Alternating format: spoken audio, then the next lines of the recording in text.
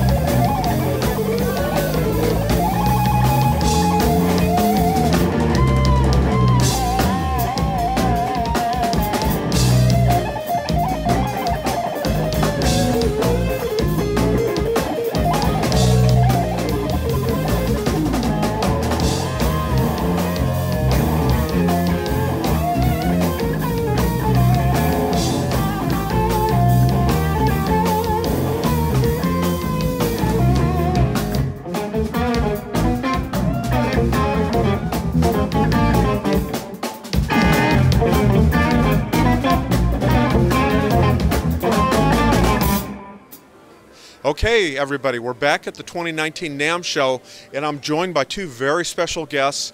These are two amazing guitar players I saw perform together on stage. I'm here, to my left is Brandon Niederauer, and hopefully I pronounced that right, Brandon. Yes. And to my right is Matt Godfrey, who's in Brandon's band, and these guys are just phenomenal. But Brandon, let's start with you a little bit, because you are one of the world's, I'd say, leading emerging guitar players. Thank you so much. Yeah. So I want you to talk a little bit about what brought you to Namm, and I understand you have a new signature guitar. Yes, I do. That you have. Well, today, or this week at Namm, D'Angelico and I have been working for about a year now, and we're releasing the Brandon Niederauer D'Angelico Atlantic, and I'm super excited for it. I mean, the guys there and I have been working on it for so long, and I mean, I don't know, if I had a company, I wouldn't necessarily trust a 15-year-old, but I mean, it's so crazy, and I'm so thankful and grateful that they put thought and time and effort into it as much as I did, and they really trusted me to make an amazing instrument. It's really a beautiful instrument. I play it every day, and I'm just loving it. Wow. I've seen many young guitar players, but you're the full deal. You're a singer, you're a songwriter, you're an amazing guitarist, you play with a lot of emotion, but the other thing is you're a great band leader. Where does this come from? Who influenced you? Where does all this magic stuff come from that you do? Well, I mean, it's like listening to guitarists that I know who are band leaders, listening to their interviews, and I'm a perfectionist. I always want to make the best music possible, and I really learned it from him. He really he is so tough on all of our band members to get the best product out there possible, because music deserves, you have to serve the song, and music does not deserve less. And I mean, we both are kind of co-MDs in our band, and we always make sure that that's happening. So yeah, it was really him that taught me how to get them in line. Yeah. It's really to be honest, I'm more the softy. I don't have I'm more yo guys, we could do better, and then he's more the guy who drills into them, tells them you need to be doing this. So it makes it easy like that. Great. Now, Matt, talk a little bit, rewind back to when you first met Brandon, and kind of everything that's happened since. Yeah, well, he was 10 years old. One of my friends was doing guitar teching for him at the time, and he was like, you need to start working with this kid. And I didn't know it was going to be end up like this, but we hit it off. We're so close. We're like best friends, so it's just a beautiful thing. Yeah. know.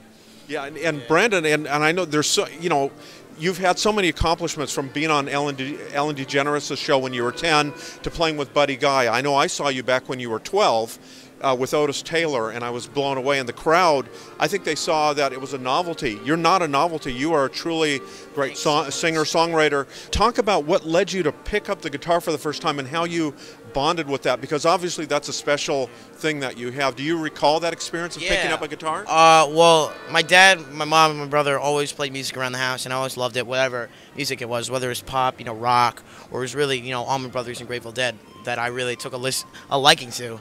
And I saw the movie School of Rock, the musical, and I saw the kid playing guitar, and I didn't know it was possible. So I asked my dad, can you get me a guitar? And he bought me a cheap $99 guitar, and I mean, that's where it started, really. And I just, being in the bedroom, putting hours in, my fingers were hurting, but I knew that there was an end, and I knew that there was a place where I was going to be able to do it. And I mean, I just remember being able to put whatever feeling I was feeling, happy, sad, angry. I remember just my guitar would always listen to me, and I feel everybody who's ever played guitar knows that. And I mean, it's really a cool thing. And I mean, my dad, it all goes back to when my dad bought me that little guitar, and so much has happened since then.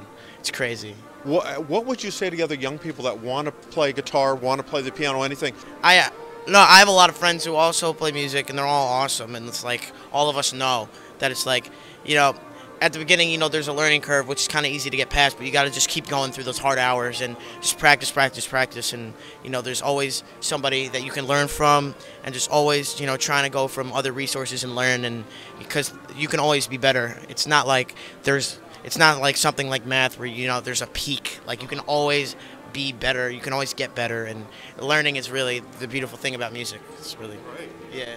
Any other last, I know you've been listening to Brandon, any things you might want to close with, Matt, just about your prize student here? Well, I teach a lot of great students. I will say that, especially since I started teaching him. And there's no other Brandon Niederauer. He is truly a special person. Everything about him, not just his guitar playing. He's one of the best people I've ever met, just in general. So I can't wait to see what happens, One thing I might say is when I talked to your father yesterday, Brandon, trying to coordinate the interview, I said, hey, is there anything that I shouldn't ask him? He's like, no, you ask Brandon whatever you want. He can talk about, and you are very articulate, and you're a great spokesman, for the blues and rock. I know when I first interviewed Joe Bonamassa, he was not as young as you, but he was very young, and he said, hey, he wanted to do whatever he could to kind of inspire and get kids in the future into the blues and rock.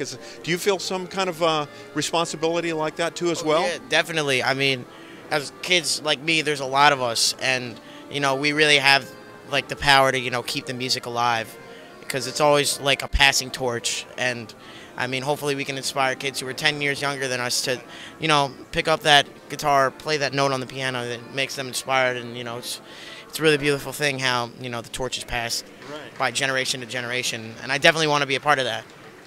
Definitely. Well, hey, listen, I want to thank Matt, Brandon. I want to thank you guys very much for joining us, and we're going to put Brandon's website on the bottom of the screen, and definitely check out his music and see because I know you're playing all over the place, and go catch him on tour, because believe me, you will be inspired and blown away by both these gentlemen here. Amazing. So thanks very much for watching, and we'll see you soon.